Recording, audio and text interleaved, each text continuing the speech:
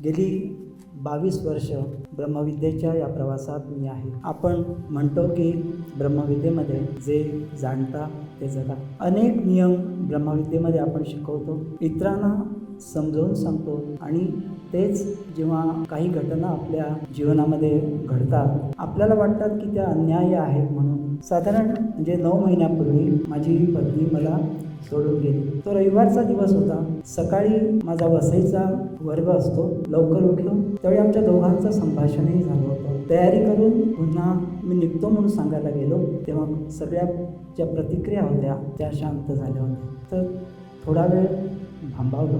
जे करण्यासारखं होतं ते सगळं केलं.